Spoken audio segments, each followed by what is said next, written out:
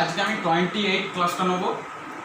27th ক্লাসে আমি কিছু শর্ট ট্রিক, অল্প কিছু শর্ট ট্রিক এবং কিছু ফর্মুলা বলেছিলাম। সেগুলো হচ্ছে জেই মেন, অ্যাডভান্স, ডাব্লিউবি, জেই, নিট, এইমস এই সমস্ত পরীক্ষার জন্য এন্ট্রান্স যে এক্সামগুলো আছে তার জন্য কিন্তু খুব দরকারি। তো আজকে যে ক্লাসে আমি পড়াবো স্পেশাল হচ্ছে শর্ট ট্রিক কিছু। তো প্রথমেই যেটা আমি পড়াবো সেটা হচ্ছে ভলিউম অফ প্যারালেলোপিড। সেটা হচ্ছে এ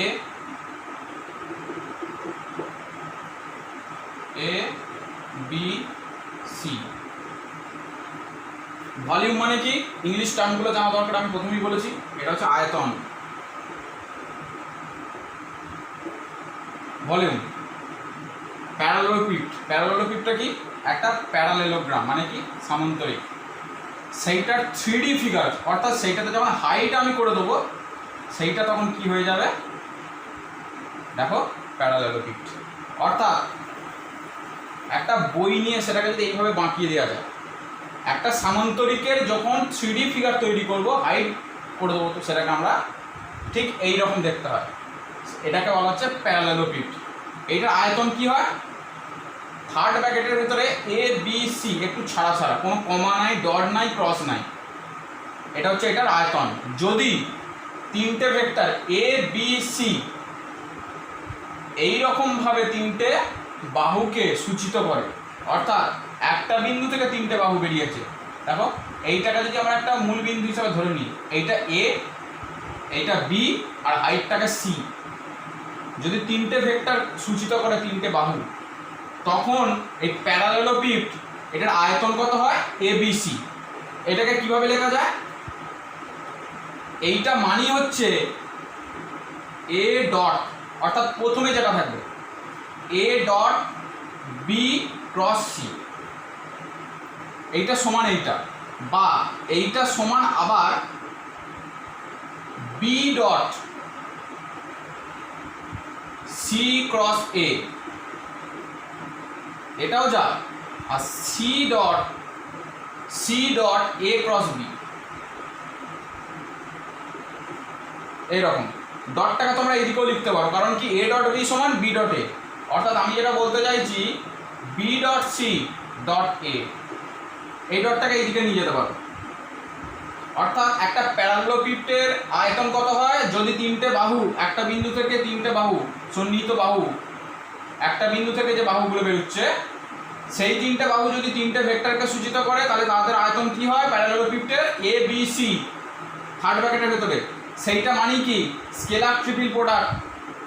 স্কেলার ট্রিপল প্রোডাক্ট, কারণ কি তিনটে ভেক্টর আছে, দেখো স্কেলার প্রোডাক্ট কেন বলা হচ্ছে, দেখো এই ব্র্যাকেটটার ভেতর কি আছে, ক্রস প্রোডাক্ট, তারপরে কি হবে, একটা ভেক্টর তৈরি হবে, কারণ এটা ভেক্টর প্রোডাক্ট। ডট এই একটা ভেক্টর, তাহলে A vector dot B vector আমি ধরে নিলাম, বা এক্স ভেক্টর, দুটো ভেক্টরের ডট প্রোডাক্টে কি হয়, স্কেলার, সেই জন্য এটাকে বলা হচ্ছে স্কেলার প্রোডাক্ট। কিন্তু তিনটে ভেক্টর, সেই জন্য এটাকে কি বলা হচ্ছে, scalar triple product. Triple product, বুঝতে পারা গেছে? তো এবার এইটা আমি কিভাবে পেলাম, এটাকে মনে রাখার জন্য একটা জিনিস তোমাদের শিখিয়ে দিচ্ছি। দেখো আমি তো তিনটে ভেক্টর নিয়েছি, সেটা হচ্ছে A vector, B vector, C vector, ঠিক আছে? এইভাবে তৈরি করব। এবার তীর চিহ্নটা সবসময় এ থেকে বি এর দিকে, অর্থাৎ ঘড়ির কাঁটার দিকে, এইভাবে দেবে, দিলে তারপরে কি করতে হবে, দেখো প্রথম ভেক্টরটা লিখে দিতে হবে ডট বি ক্রস সি, ঠিক আছে? আবার এইটা কি করেছো, এটাও যা এটাও তাই, B dot C cross A বা C dot A cross B, ঘুরিয়ে clockwise A dot B cross C, প্রথমটা ডট হবে, তারপরে দুটো ক্রস, সেটা ব্র্যাকেটের ভেতরে, তারপরে বি ডট ছেড়ে দাও সি ক্রস এ হলো, তারপর একটা সি ডট কে পড়ে রইল এ ক্রস বি, এইভাবে মনে রেখে দেবে। কিন্তু এটা নয়, এই ঘড়ির কাঁটার যেন বিপরীত দিকে না ঘুরে যায়, অর্থাৎ A dot C cross B, এটা কিন্তু হবে না, কারণ কি এ ক্রস বি সমান মাইনাস বি ক্রস এ, অর্থাৎ ক্রস প্রোডাক্টের ক্ষেত্রে কিন্তু এ ক্রস বি সমান মাইনাস বি ক্রস এ, এটা হয়। আচ্ছা, এটা মনে রেখে দাও।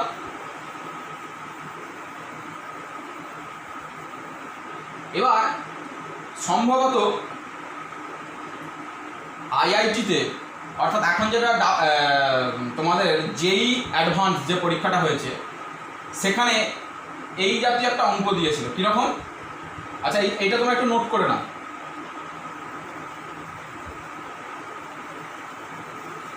যে আইআইটি 2002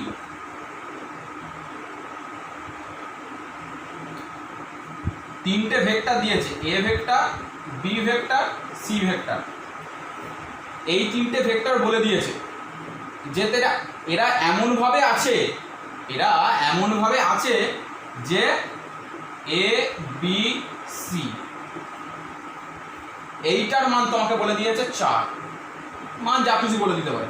তখন তোমাকে এইখান থেকে বার করতে বলেছে A cross B, B cross C, C cross A, এইটার মানটা কত হবে বার করতে বলেছে। দেখো ভালো করে বোঝার চেষ্টা করো। এ বি সি তিনটে এমন ভেক্টর যে এই তিনটে ভেক্টর দিয়ে একটা প্যারালোপিডের আয়তন সেটা কত বলে দিয়েছে 4, মানটা আয়তন। এবং এটা কি একটা স্কেলার, এই যে একটু আগে পেলাম স্কেলার ট্রিপল প্রোডাক্ট। তো এইটা যদি আমার বলে দেওয়া থাকে তখন আমাকে বার করতে বলেছে থার্ড ব্র্যাকেটের ভেতরে A cross B, B cross C, C cross A. এইটার জন্য একটা ছোট্ট একটা লাইন অঙ্কটা হয়ে যাবে। কীরকম দেখো, A cross B, B cross C, এটা কিন্তু একটা নির্দিষ্ট ক্রমে হবে। দেখো A cross B, B cross C, এই যে আমি লিখেছিলাম এ ভেক্টর, বি ভেক্টর আর সি ভেক্টর, এই ক্রমে হচ্ছে। দেখো A cross B, B cross C আর সি ক্রস এ। ক্রমটা চেঞ্জ হলে কিন্তু তখন এই সূত্রটা কাজে লাগবে না, তখন এইটাই আমাকে বার করতে বলেছে। সেটা হয়ে কি হয়, এটার জন্য একটা শর্ট ট্রিক মনে রেখে দাও, এ বি সি এটা স্কোয়ার হয়ে যায়। এইটা মানই হচ্ছে এইটা স্কোয়ার, অর্থাৎ 4 স্কোয়ার মানে কত 16। আচ্ছা কোশ্চেনটা যদি এইটা না বলে দিয়ে ক্রস প্রোডাক্ট না হয়ে আমার যদি কোশ্চেনটা এইভাবে বলে দিত A plus B, B plus C, C plus A, তখন আমার কি হতো A cross B, B cross C, C cross A, সেইটা হলে তার সূত্র হচ্ছে এ বি সি তার স্কোয়ার। আর যদি প্লাস থাকে, ক্রস নামে এটা প্লাস, এটা দেখো ক্রস, এটা কিন্তু প্লাস, তখন সূত্রটা হচ্ছে 2 ইন্টু এ বি সি। তার মানে এখানে অঙ্কটা যদি দেওয়া থাকতো তাহলে কি হতো 2 ইন্টু 4 মানে কত 8। এইগুলি হচ্ছে শর্ট ট্রিক। আচ্ছা ক্রস প্রোডাক্ট করানোর সময় ইউনিট ভেক্টরগুলোর যে ক্রস প্রোডাক্ট হয়, অর্থাৎ রেক্ট্যাঙ্গুলার কোঅর্ডিনেট সিস্টেমে ইউনিট ভেক্টর কোনগুলো, I cap, J cap, K cap, এগুলো হচ্ছে ইউনিট ভেক্টর তিনটে। এক্স অ্যাক্সিস বরাবর, ওয়াই অ্যাক্সিস বরাবর, আর এটা হচ্ছে জেড অ্যাক্সিস বরাবর। তো I cap cross J cap মানে আমরা কী পেয়েছিলাম K, K unit vector, J cross K কী পেয়েছিলাম আই, আর কে ক্রস আই মানে কি পেয়েছিলাম জে। পরীক্ষা তোমরা ভুলে যেতে পারো, পরীক্ষায় খুব ব্রেনটা তোমার প্রেসারের মধ্যে আছে, তুমি সব ভুলে যাচ্ছ যে আই ক্রস জে না জে ক্রস আই না আই ক্রস কে, সব ভুলে যাচ্ছ, তালগোল পাকিয়ে যাচ্ছে। তখন মনে রাখার জন্য একটা ছোট্ট শর্ট ট্রিক আমি বলে দিচ্ছি, সেটা হচ্ছে একটু আগে যেটা বলে ঠিক একই রকমভাবে I cap, J cap, K cap, এগুলো কিন্তু সব স্মল, ঘড়ির কাঁটার দিকে ঘোরাতে হবে, ঠিক আছে। I cap cross J cap যখন করবে, আই ক্রস জে ঘড়ির কাঁটার দিকে ঘোরাতে হবে, কিন্তু not I cross K, I cross J K পড়ে থাকছে সমান কে ক্যাপ হলো। একই রকমভাবে J cross K, J cross K, J cross K K পড়ে থাকছে আই, কিন্তু এটা নয় যে আই ক্রস কে সমান জে, এটা হবে না, ঘড়ির কাঁটার দিকেই ঘোরাতে হবে, এই দিকে হলে কিন্তু সেটা হবে না। এবার কে তৃতীয়টা করো, কে ক্রস আই কে পড়ে থাকছে জে সমান জে, একদম ছোট্ট সহজ ব্যাপার একটা, এগুলো একটু মনে রেখে দেবে। আচ্ছা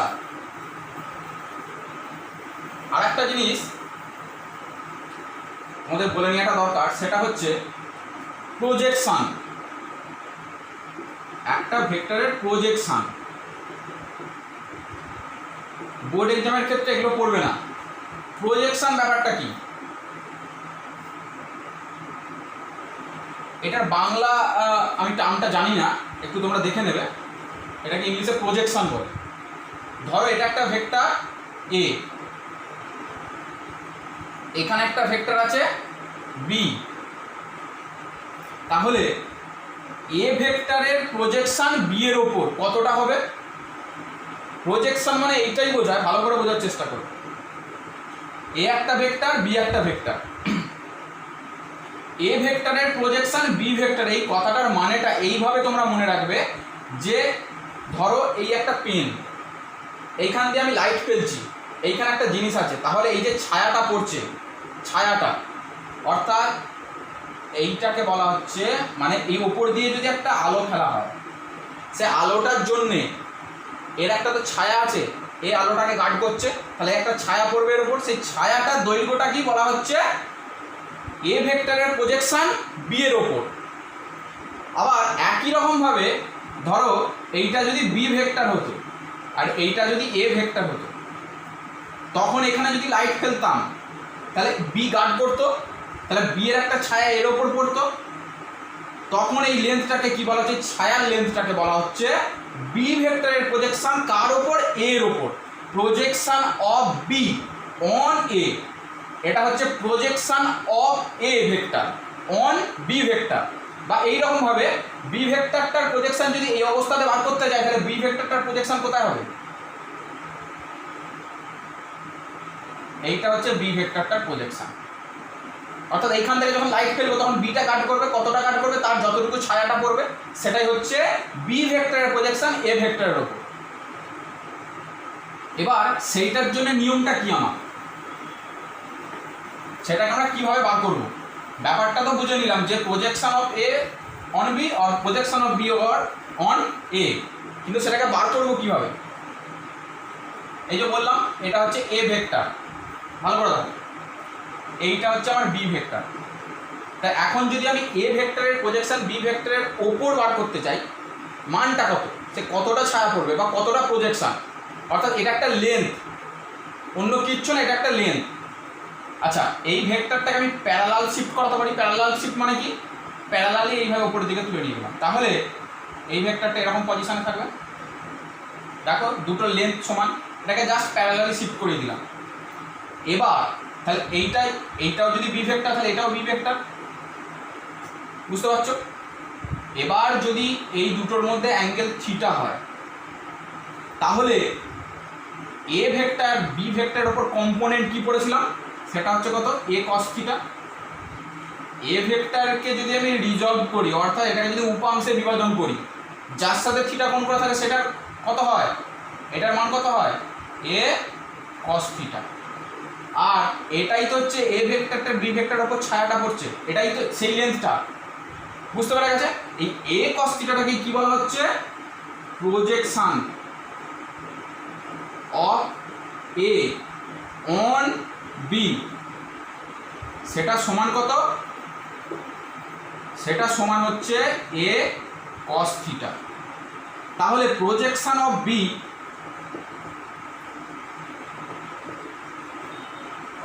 ভেক্টর অন এ ভেক্টর, তখন কি হবে? B cos theta.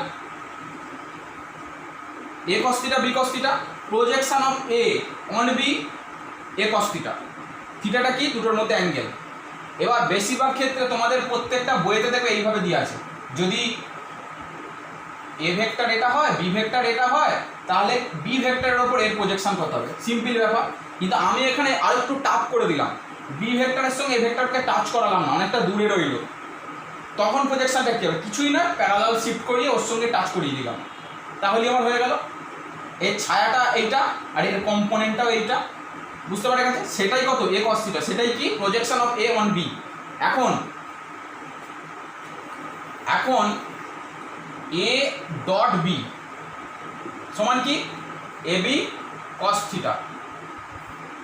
তোমার কোনো একটা অঙ্কে বলে দিয়ে আছে এ ডট বি, তার মানটা তোমাকে বলে দিয়ে আছে, স্কেলার প্রোডাক্ট তার মান বলে দিয়ে আছে।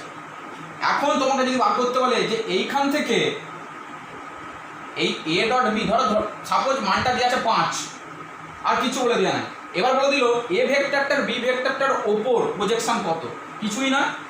যদি এ ডট বি মানে এ বি কস থিটা হয় তাহলে প্রজেকশন কত এ কস থিটা, এ কস থিটাটাকে পেতে গেলে কী করতে হবে, বি দিয়ে ভাগ করে দিতে হবে।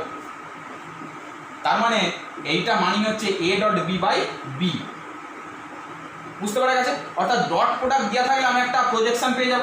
আর এইটা মানে কি এ ডট বি বাই এ, অর্থাৎ ডট প্রোডাক্ট যদি আমার বলে দিয়ে থাকে তাহলে একটা ভেক্টরের ওপর প্রজেকশন আমরা বার করতে পারবো, বুঝতে পারা। এটাও কিন্তু আইআইটিতে বা AIEEE এইসব জায়গাতে পড়েছে, কিন্তু এগুলো হচ্ছে এক একটা সূত্র, এগুলো একটু হায়ার ক্লাসে আছে, কিন্তু যেগুলো এগুলো অ্যাডভান্স আইআইটি তোমার AIEEE এগুলো হচ্ছে অ্যাডভান্স, এগুলো কোশ্চেনগুলো মাঝে মাঝে পড়ে।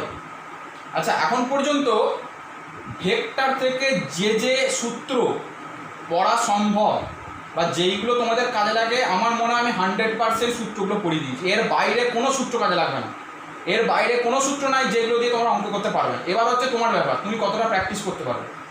সূত্রগুলো সব আমি পড়িয়ে দিলাম, এবার তোমরা এক এক করে অঙ্কগুলো প্র্যাকটিস করো, নিউমেরিক্যাল বা MCQগুলো প্র্যাকটিস করো, যেগুলো আটকাবে তোমরা তোমাদের টিউশনের স্যারকে জিজ্ঞাসা করে নেবে, ঠিক আছে।